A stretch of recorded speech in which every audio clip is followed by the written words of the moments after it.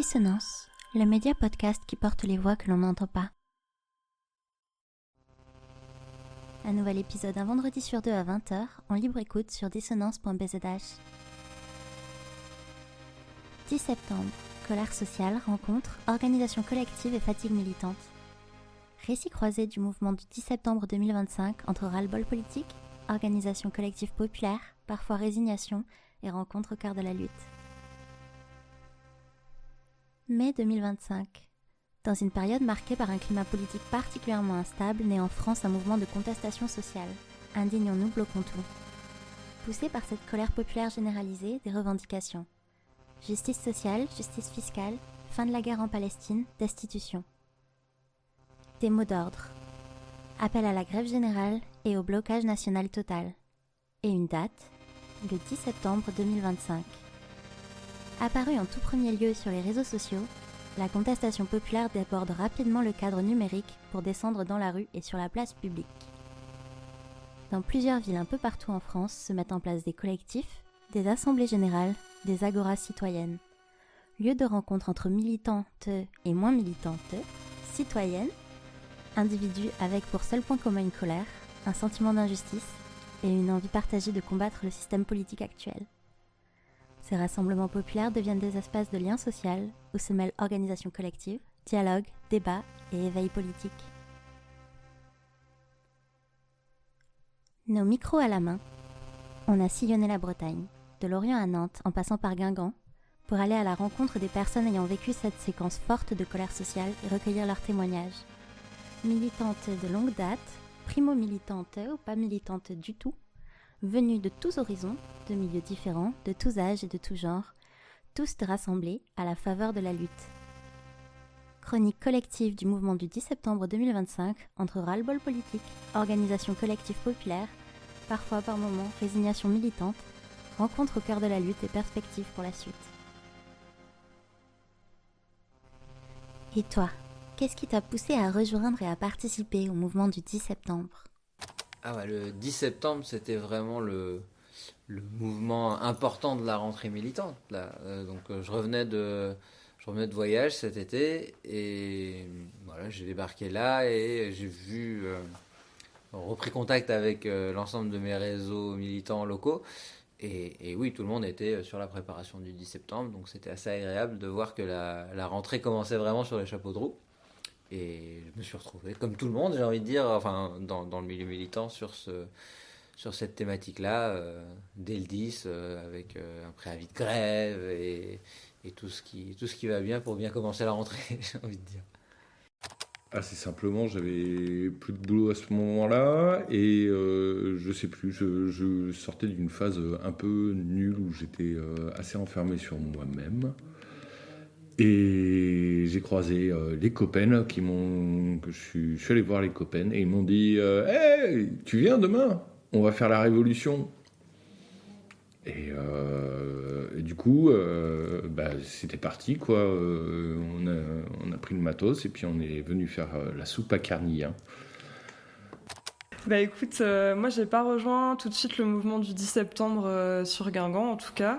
Je suis allée faire à manger avec la cantine de Saint-Brieuc le 9 septembre pour le 10 septembre. Parce que j'étais dans une sorte d'épuisement généralisé et du coup j'arrivais pas à me bouger pour aller faire la manif le jour du 10 et comme j'avais quand même envie de participer, je me suis dit que j'allais faire à manger parce que je trouve que ça fait aussi partie de la lutte et que c'est souvent des choses qui sont minimisées ou qu'on voit moins. Et du coup, l'épuisement, il était lié à un manque de perspective d'avenir, à la fois personnel, mais je pense aussi collectif par rapport à ce qu'on vit en France et ailleurs. Cette politique écocide, là, liée à ce qu'on vit. Et du coup, ça me faisait sens quand même de participer. Mais j'ai mis quelques semaines à sortir de cet épuisement et de retrouver de la force avec des camarades après quoi. Donc ça m'allait bien de faire à manger avec 10 personnes dans une pièce plutôt que de participer à une grosse manif le 10 septembre. En gros, c'est ça. Je suis François Garcia, voilà, j'ai 72 ans. Et s'il fallait que je me présente, ce qui a animé ma vie, c'est une vie de militant.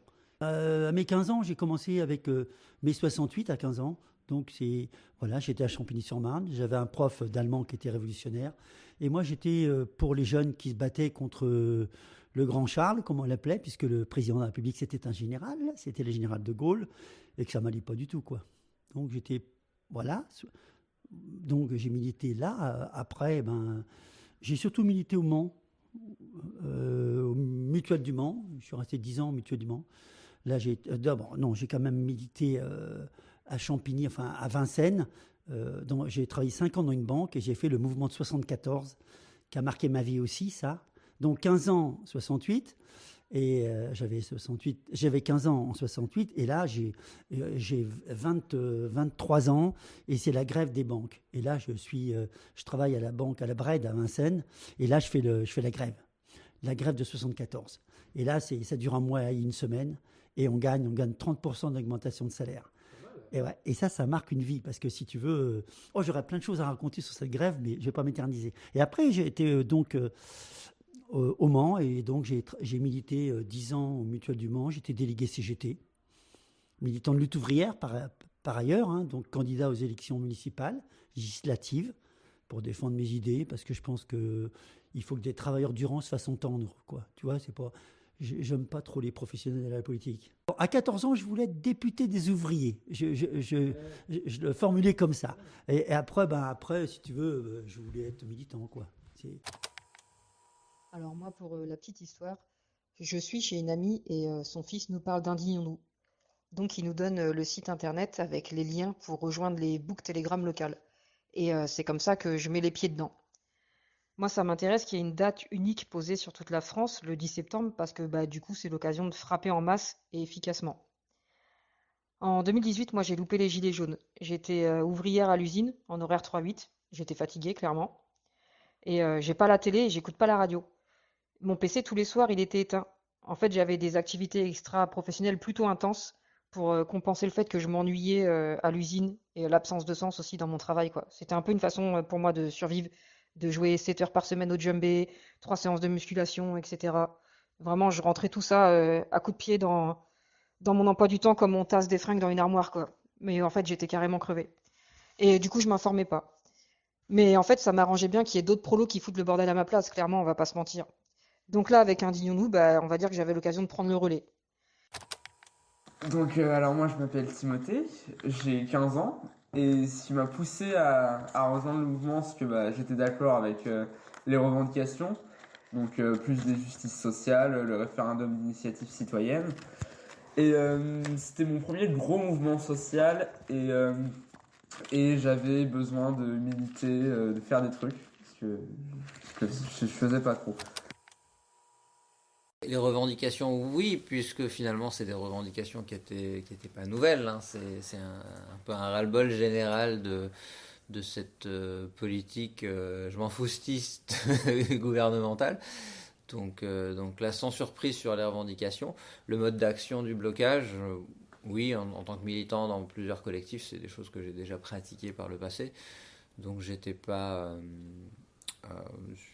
surpris vraiment de la mise en place de ce mouvement-là. Ça faisait quand même pas mal écho à ce qui s'était passé avec le mouvement des Gilets jaunes en 2018. Donc non, c'était quelque chose d'assez ambitieux, clairement, hein, parce que c'est tout bloqué, c'est très très ambitieux.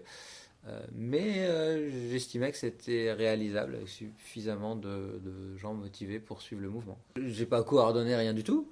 J'étais là comme participant lambda hein, sur cet événement-là, parce que simplement j'étais pas présent cet été sur le territoire français, donc j'ai absolument pas participé à l'organisation et à la préparation du mouvement. C'est toujours agréable de voir qu'il y a des gens qui se sont motivés justement comme ça pendant tout ce temps-là à réussir à créer cette coordination nationale, hein, vraiment, c'était impressionnant. le boulot qui avait été fait en amont pour réussir à préparer cette journée-là. Et ça a bien marché, pour le coup. Ouais, non, moi j'ai senti que la période qu'on traverse aujourd'hui, c'est une période de recul c'est un peu une période de recul du mouvement ouvrier. Je vois le RN avancer surtout, les idées nauséabondes du RN. Alors je me dis qui touche aussi le mouvement ouvrier, hein, et je me dis qu'il faut qu'on discute avec ces gens-là, hein, aussi, du mouvement ouvrier qui sont contaminés par ces idées-là. Et je me dis que là, il y a, le 10 septembre, il y a une tentative, de qui je ne sais pas, mais que je sens juste, une tentative de bouger un peu les choses. Et je me dis qu'il faut que j'en sois absolument. Et c'est pour ça que j'ai rejoint le mouvement Je suis allé un petit peu avant, aux trois assemblées. J'étais à 2 assemblées avant le mouvement. J'étais à la première assemblée, qui était un peu dirigée par Olivia. Et donc, j'étais là, parce que je pensais que j'étais d'accord avec ce qu'il disait. Voilà. Alors après, comme tout militant, il faut se poser, qu'est-ce que je peux faire là-dedans, moi ? Qu'est-ce que je peux apporter là-dedans ? En quoi je peux être constructif ? Qu'est-ce que j'ai à proposer ? Donc, la première réunion, je me suis tu. J'ai eu beaucoup de mal. et après, j'ai essayé d'intervenir un petit peu, donner mon avis aux assemblées. Tu sais, je suis une famille de 10 enfants. Et pour se faire entendre, il fallait prendre la place dans la famille. Alors, j'ai peut-être un peu ce défaut-là. Et aussi, en tant que militant, je sais qu'il faut parler haut. Donc, j'ai peut-être ce défaut, mais aussi cette qualité. Alors moi, j'ai rejoint le mouvement totalement par hasard pour conduire mon fils à une agora citoyenne, puisqu'il n'est pas encore indépendant dans sa mobilité. Il dépend de ma voiture. Et je suis tombée sur une agora citoyenne que j'ai trouvée vraiment sympa. J'ai eu l'impression en fait de revenir 30 ans en arrière, de tomber sur des gens qui avaient envie de faire bouger les choses, qui partageaient les mêmes idées politiques que moi, et dans une ambiance très, très ouverte, très dans l'écoute, très dans la co-construction du mouvement. Et vraiment, j'ai trouvé ça hyper porteur, et ça m'a donné envie de me réengager. Apporter peut-être le point de vue ouvrier, le point de vue des intérêts des ouvriers. Ça peut paraître un peu banal, mais tout le monde en parle, mais en fait... je trouve qu'il y a beaucoup de mouvements qui cherchent d'autres chemins que la mobilisation ouvrière. Alors, c'est tout à fait respectable, hein, parce que 68, ça a démarré par les étudiants. Hein. Ce n'était pas les ouvriers, 68, ça l'a été après. Mais donc, pourquoi pas, si tu veux. Mais oui, amener la conscience que c'est la classe ouvrière qui sera déterminante dans tout, dans un changement radical. Les plus radicaux, ce seront les ouvriers parce qu'ils n'ont rien à perdre, en fait. Tu vois ? Donc oui, effectivement, essayer de... Mais c'est même pas, comment dirais-je, c'est pas calculé, c'est dans mon ADN.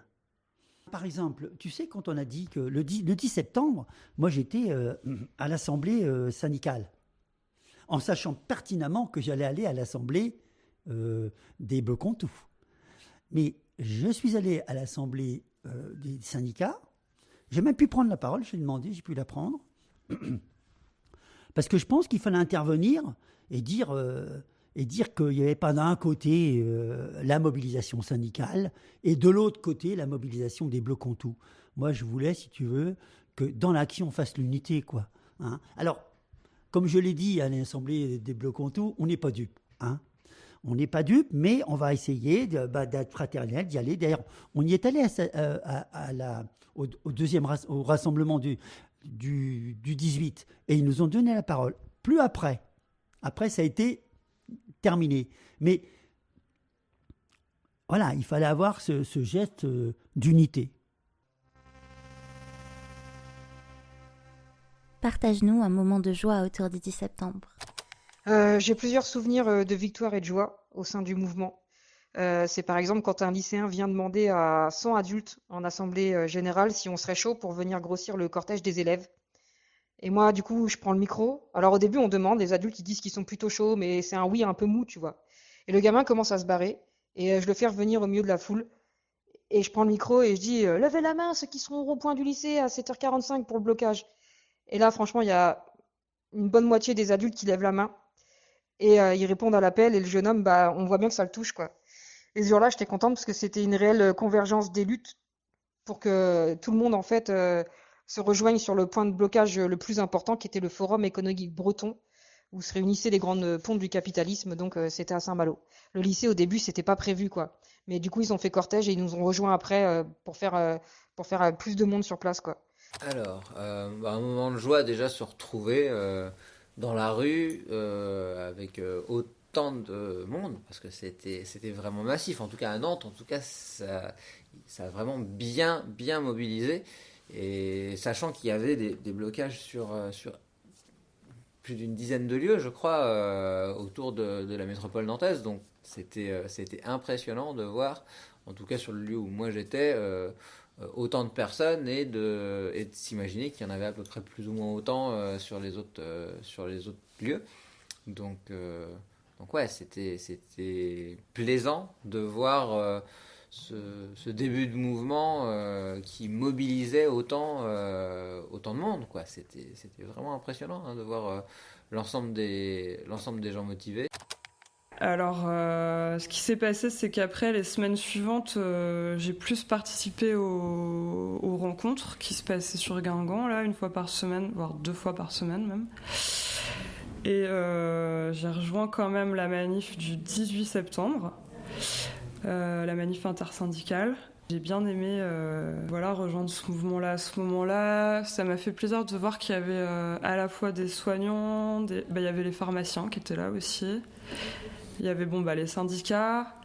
Nous, notre petit collectif là, qui s'était monté, on avait fait une prise de parole.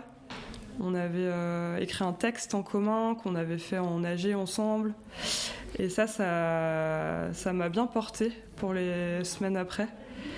Il y avait aussi plein de gens des villages à côté. Moi, j'habite dans un village à côté de Guingamp. Et du coup, je suis quand même à 25 km. Et il y avait plein de gens de mon village. Du coup, ça faisait que ça faisait quand même un mouvement qui était assez fort et pas mal de monde. Et aussi, il y avait plein de potes à moi que j'appelle un peu ma famille queer. Du coup, des potes avec qui on s'est retrouvés à mettre du son dans la manif et à marcher ensemble. Et je pense que c'est la première fois que je me rendais compte qu'on marchait ensemble dans une manif qui n'était pas une manif LGBT, mais aussi avec nos potes précaires globales, quoi. Et donc, à ce moment-là, j'ai senti une émulsion, un truc de mouvement, quoi, qui pouvait commencer, quoi. Toutes les soupes. Toutes les soupes, parce que c'est vraiment... moi, je suis dans des cantines par ailleurs, et j'ai vraiment ce truc à vraiment prendre plaisir à voir les gens manger. En fait, la bouffe, c'est rassembleur. Et j'ai vraiment ce truc, à voir les gens se retrouver, puis bouffer et parler politique avec une soupe chaude dans les mains. Vraiment, moi, c'est des moments que j'aime vraiment beaucoup, que j'adore. Je vais avoir du mal à en tirer un seul. Il y en a eu plein. Et j'allais dire, c'est tous des moments autour d'échanges et de convivialité. Donc le 10 septembre même, c'est le temps du midi, autour de la soupe, autour des casse-dalles, qui a vraiment été un temps d'échange, un temps vraiment sympa et humainement très agréable. Et puis en préparation du 10 et puis à la suite du 10, toutes les actions collectives auxquelles j'ai pu participer, donc les tractages, les collages, les décorations, qui étaient toujours dans une ambiance sympa, à la fois militante et décontractée. Et humainement, c'était vraiment vachement riche, vachement fort. Bon, j'en ai eu plusieurs. Un mouvement de joie, je vais dire, c'est tout bête, c'est un petit truc, c'est rien. C'est quand on nous a, tu sais, il y a un copain qui nous a mis par 3. Enfin, on fait notre assemblée générale, et puis un copain dit, je vous propose que vous mettiez par 3, et puis que vous expliquiez pourquoi vous êtes là. Et là, ça a été un moment de joie parce que je suis tombé avec Flo, et je suis tombé avec une... Alors donc lui, il a expliqué pourquoi il était là, et j'ai trouvé ça vachement bien. Et il y avait une fille aussi qui était une ouvrière qui a dit moi c'est la première fois que je viens à un truc, je suis pas syndiqué, je suis pas politique, mais j'en ai marre d'être comme une bourrique chez moi toute seule à râler. Et je suis venu parce que j'en ai marre d'être toute seule et puis que voilà. Et donc entendre ça, ça m'a vachement fait plaisir parce que je me dis tiens, une jeune qui vient parce qu'elle en a marre de se taire, c'est pas mal. Voilà, moi j'attends un peu. Ouais, voilà, c'est ça. J'attends un peu, parce que je ne vais pas jouer les vieux cons, hein, mais si tu veux, j'attends un peu de voir des jeunes venir, parce que dans nos manifs à Paimpol ou à Guingamp, c'est pas la jeunesse. Et donc, il manque cette jeunesse-là, qui a des idées, c'est sûr, qui communique, c'est sûr, au travers des réseaux sociaux, mais qui n'ont pas pris le pli, qui ne savent pas venir aux manifestations, venir. Et ça, il faut qu'ils prennent ce chemin-là, quoi. Qu'ils apprennent à se rencontrer, à décider ensemble, tu vois. Et bah oui, c'est mon espoir. Mais je pense que les jeunes, ils sont pas dupes. Hein. Ils sont en train de réfléchir, ils réfléchissent quand même. Mais ils communiquent sur les réseaux sociaux et nous, on aimerait bien les voir dans les manifs. Moi, je te rejoins pas mal parce que pendant le mouvement, j'ai rencontré des gens très sympas avec qui j'étais pas forcément d'accord sur plein de points, mais c'était très agréable de militer avec eux. J'ai aussi le souvenir qu'après cette fameuse AG du 8, j'ai fait un bain de minuit avec des gens sympas qui étaient en formation à l'AFPA de ma ville et qui ont rejoint le mouvement. Et donc, c'est la nuit, on marche le long de la digue et puis on s'arrête à l'épicerie du quartier pour acheter des bières parce qu'on est chaud pour passer la soirée sur la plage. Et je me souviens que dans le magasin, je tends un billet de 20 € et puis je gueule, hey, c'est le NPA qui paie! Parce qu'en fait, la veille, il y a Gérard du NPA qui a tenu à me rembourser la moitié de mes frais pour les tracts en couleur que j'avais fait imprimer. Ça le gênait en fait que j'ai payé, quoi. Et du coup, j'ai passé une soirée magique, pleine de rires et de récits de vie vachement politiques et intenses, des gens qui m'ont raconté leur histoire, des histoires un peu dingues, quoi. Des émotions moins heureuses t'ont-elles traversé? Si oui, lesquelles? Et à quelles occasions? Le 2 octobre, quand on va au rassemblement, disons, de la CGT, c'était un rassemblement qui devait être intersyndical. Hein. Et puis on apprend en arrivant que la veille ou l'avant-veille, ils s'étaient engueulés avec les autres syndicats et qu'il n'y avait plus pratiquement que la CGT. Hein. Et donc, avec Olivia qui voulait prendre la parole pour les blocs tout, donc je vais avec elle par solidarité et puis là, non. Mais moi je le savais, je m'en doutais qu'ils n'allaient pas nous donner la parole. Hein, parce que pour eux, si tu veux s'exprimer, si on n'est pas d'accord avec eux, on est anti-syndicat. C'est bidon. Moi, j'ai été toute ma vie militant, délégué du personnel surtout, et CGT, et c'est pas vrai. On a des approches différentes, mais voilà, il faut que... Là, il y a des gens qui demandent la parole, on la donne. Hein. Qu'est-ce qu'ils craignent? De quoi ils ont peur? Tu vois? Là, oui, ça me surprend pas, ça me déçoit pas parce que je suis déjà vacciné, mais ça m'afflige. Voilà, ça m'afflige. On est pour que ce soit la base qui décide, que les travailleurs ils décident à la base, hein, dans des comités d'action, dans des comités de lutte. Et ça, les syndicats, ils ont du mal avec ça, parce qu'ils pensent qu'il faut que ce soit eux qui dirigent. Mais s'ils sont honnêtes, s'ils sont sincères, ils ne doivent pas craindre que les travailleurs se mobilisent et décident en assemblée générale. Au contraire, ils doivent même y participer à ces comités de grève, les mettre sur pied, mais ils ne le font pas, parce qu'ils veulent diriger, eux, le mouvement, de A à Z. De voir les moyens qui ont été mis vraiment pour casser ce mouvement de contestation dans l'œuf. Hein. Il y avait presque autant de policiers mobilisés que de gens mobilisés dans la rue, ce qui est pas fréquent. Hein. Là, le gouvernement a vraiment mis tous ses effectifs policiers, même ceux qui n'étaient pas du tout formés au maintien de l'ordre, ça s'est vu un petit peu d'ailleurs, dans le système pour essayer de casser ce mouvement dans l'œuf. Et en même temps, c'est compréhensible, ils avaient l'expérience des Gilets jaunes, ça commençait un petit peu de la même manière vers quelque chose qui n'était pas du tout organisé par un syndicat ou une institution. Et ils se sont dit, si on ne veut pas se retrouver encore avec les Gilets jaunes sous le nez, il faut qu'on casse ça très très vite. Et c'est pour ça que sur certains blocages, où moi j'étais pas personnellement, mais il y a des gens qui n'ont même pas pu accéder au site parce que les zones étaient complètement verrouillées par les forces de l'ordre, et énormément de garde à vue. Peut-être pas tant de garde à vue, mais d'arrestation en tout cas, de gens ce jour-là, ouais, c'était désagréable, ça, pour le coup. De voir qu'on pouvait même pas s'exprimer, finalement. Ben, effectivement, il y a eu un moment où le mouvement s'est un peu essoufflé. Et à un moment, moi, j'ai dû m'absenter. Il y a eu un week-end où j'étais pas là. Et quand je suis revenu, j'ai découvert qu'il a été acté qu'on faisait plus la soupe. Et en vrai, c'est quelque chose moi je trouvais que ça avait juste du sens de juste faire de la soupe déjà et de causer politique autour de la soupe. Bon. Alors moi, j'étais extrêmement déçu que ça se soit pas prolongé le 11, le 12, le 13, mais je pense que c'est un sentiment assez partagé. Et j'ai vraiment vu le mouvement au fur et à mesure. Il y avait de moins en moins de monde qui venait aux AG. On galérait à trouver des dates, les actions, on savait pas trop quoi faire. Donc j'ai vraiment l'impression d'avoir eu le mouvement redescendre petit à petit et c'était très désagréable à vivre. J'ai aussi un souvenir honteux au sein du mouvement du 10 septembre d'Indignons-nous. C'est la première fois que je vais à une AG et il y a le tour de parole et à un moment il y a une dame qui s'appelle Muriel qui nous raconte qu'en fait elle est à la rue et qu'elle n'a pas de solution. Il y a quelques échanges autour de ça. Il y a un mec qui est remis en place en fait parce qu'il lui conseille d'aller, je cite, se prostituer auprès des services sociaux. Il y a quelqu'un qui dit la question elle est sérieuse là de cette dame, elle a quand même le droit à une réponse sérieuse.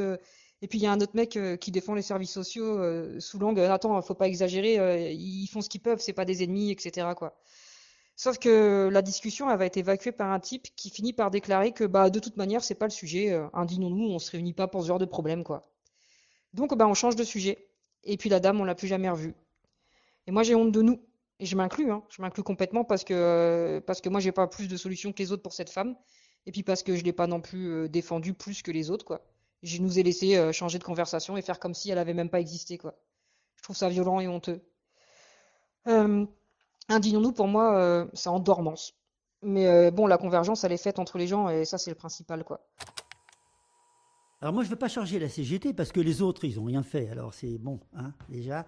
Mais si tu veux, d'une façon générale, les syndicats, depuis bien longtemps, ils ont quand même été intégrés à l'appareil d'État. Enfin, ils font partie, on les appelle maintenant les partenaires sociaux.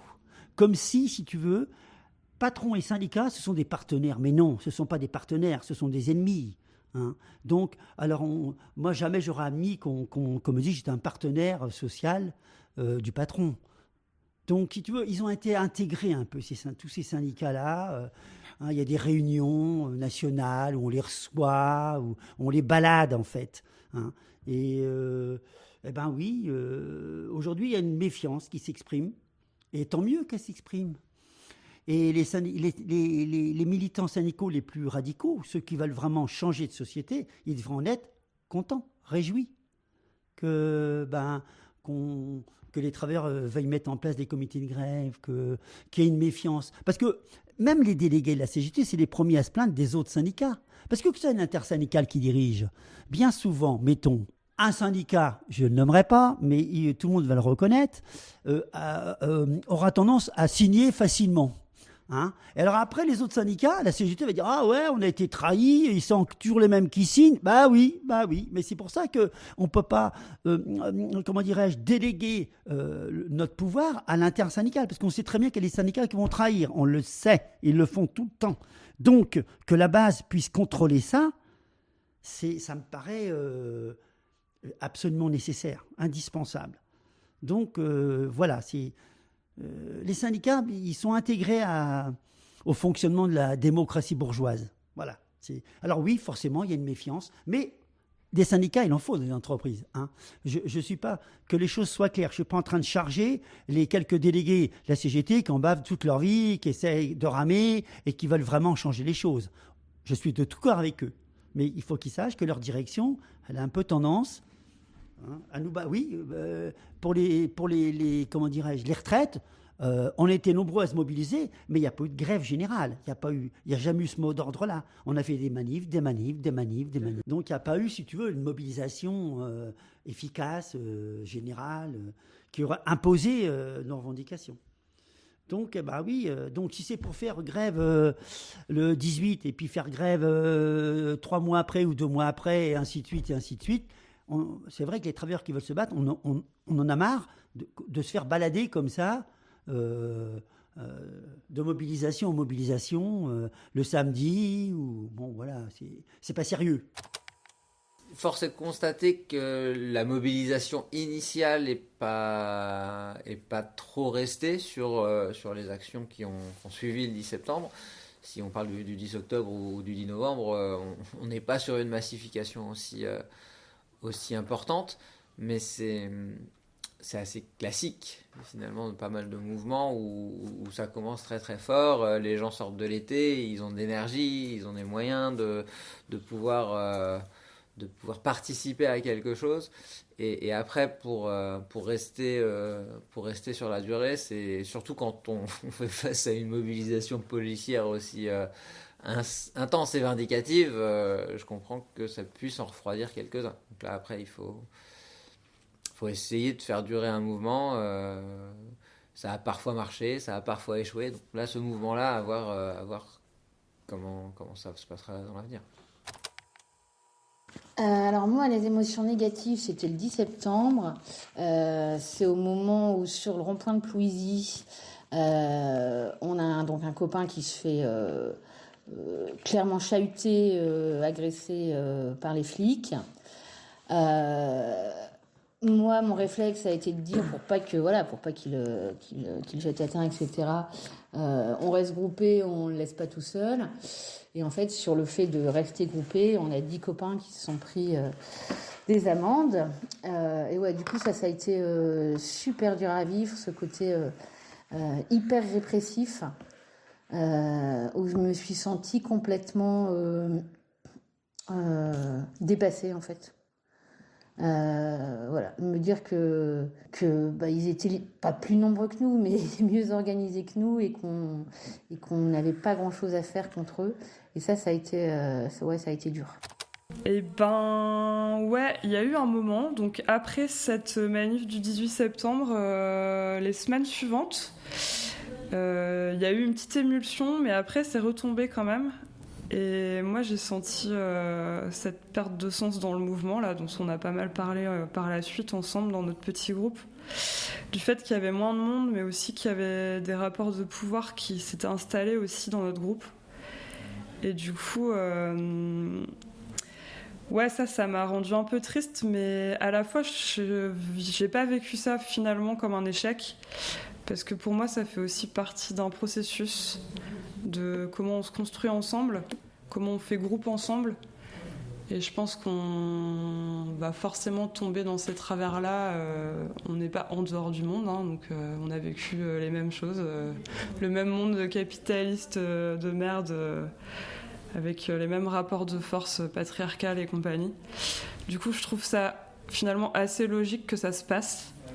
Et j'ai l'impression que finalement, on a fait des petites réunions pour en parler. Et je dirais que c'est à la fois un point négatif et un point positif, parce que suite à ces petites réunions, on a trouvé en tout cas des stratégies pour essayer de contrer un peu ce genre de mécanisme-là de rapport de pouvoir qui peut s'installer dans des groupes, quoi. Donc c'est pas non plus complètement un point négatif, quoi.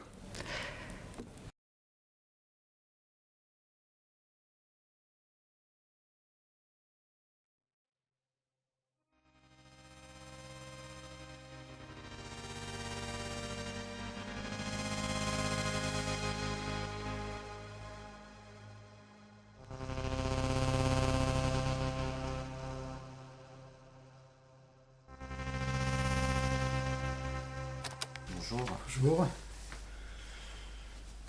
Peux-tu nous parler de toi ?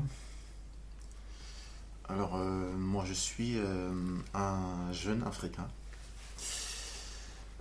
qui s'est installé en France depuis 2018 pour des raisons dont je ne veux pas vraiment entrer dans les détails.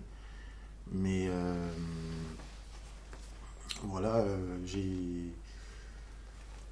je suis installé ici parce que je ne peux plus retourner chez moi par rapport au fait J'ai eu des problèmes dans mon pays. Et je suis artiste. Et donc, voilà, par rapport aux problèmes que j'ai chez moi, comme je disais, je ne peux plus rentrer. Et donc, je suis en France et et voilà. Pourquoi as-tu souhaité cet entretien ?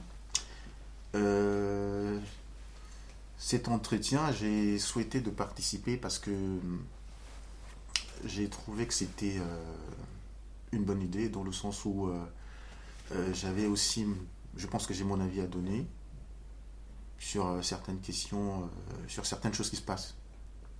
Même si je sais que j'ai pas une voix qui peut peser, mais je pense que nous aussi, on a des choses à dire par rapport à la situation dans laquelle la situation dans laquelle on est, même si on sait que on n'est pas dans une situation légale, mais on a des choses à dire, mais qu'on ne peut pas dire. Donc, vu que c'est une proposition, j'ai accepté de participer. Oui, tu sens que tu peux pas t'exprimer ouvertement ici en France au vu de ta situation. Oui, je peux pas m'exprimer parce que il n'y a pas que moi. Beaucoup de gens qui sont dans ma situation ne peuvent pas s'exprimer simplement parce qu'elles ont peur de répercussions, parce qu'elles sont dans une situation qui les permet pas de dire ce qu'elles ont à dire. Est-ce que c'était une situation que tu as vécue aussi dans ton pays, en tant qu'artiste ? En tant qu'artiste, on peut dire quand même, hein, c'est quand même une situation que, bon, je ne veux pas dire trop, mais là-bas, j'avais quand même... après, il y a beaucoup de gens qui manifestent, surtout la population, le public qui manifeste, lorsqu'ils ne sont pas d'accord.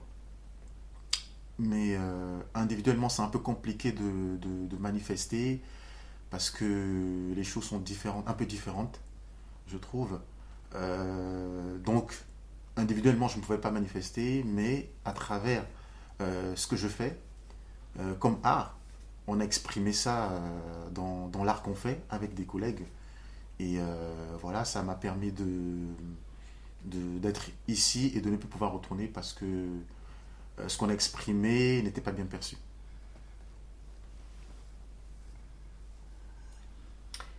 Qu'est-ce qui t'empêche de participer à des actions ou à des manifestations comme Bloquons tout actuellement en France ? Qu'est-ce qui m'empêche ? Bon, déjà, la première chose, c'est par rapport à la situation dans laquelle je suis. Le fait de ne pas être régularisé. C'est pas une bonne idée parce que je peux me retrouver dans une manifestation qui se passe très mal.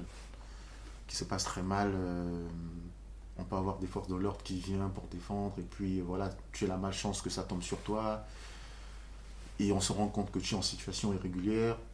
Donc il y a déjà cette peur. Et puis alors que on veut bien manifester, on veut bien donner notre voix, accompagner le peuple, parce qu'on sait que le peuple a toujours raison.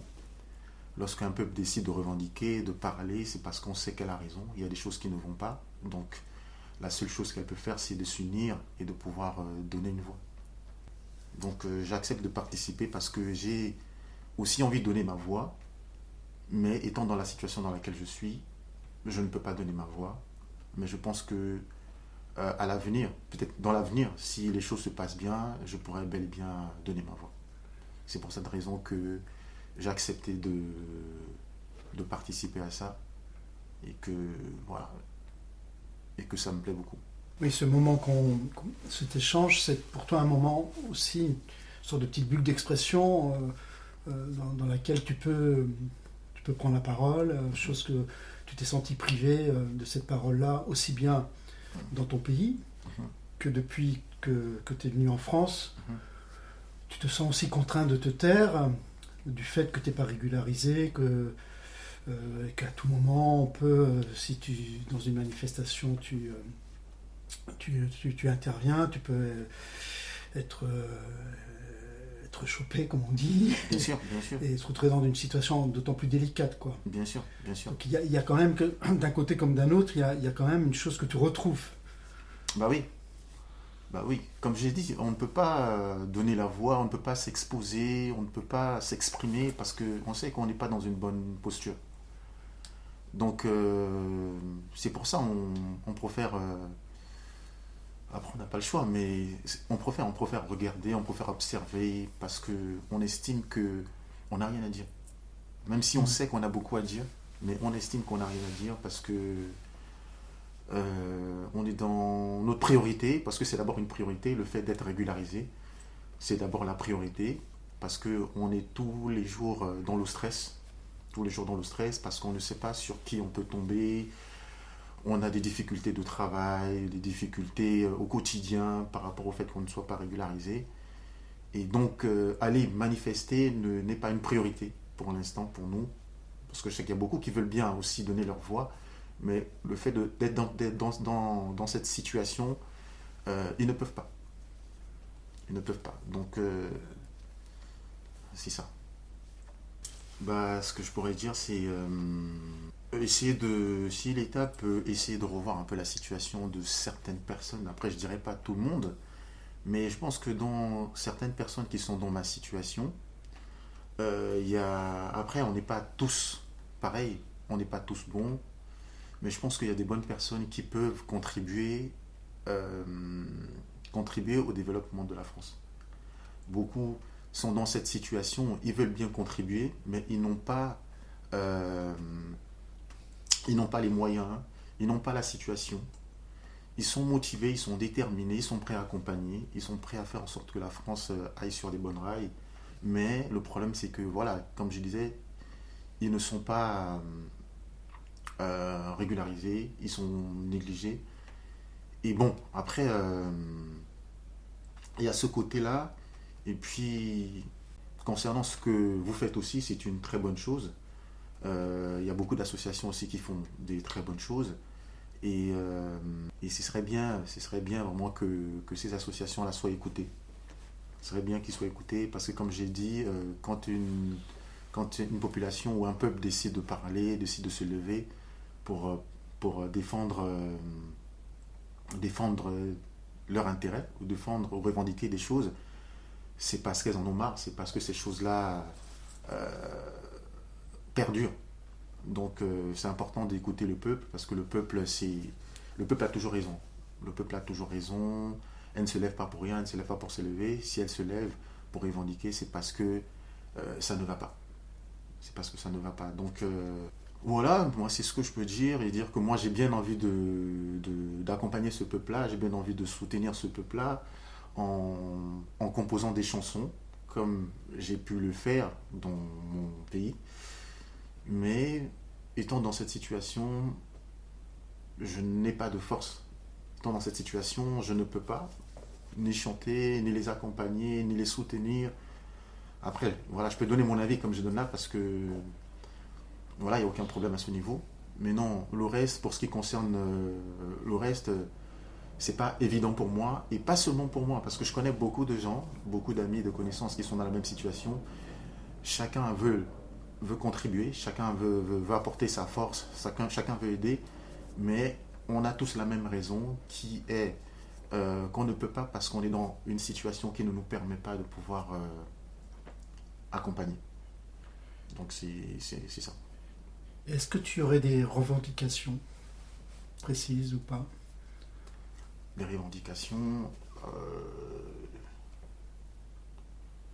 non, pas de revendications précises.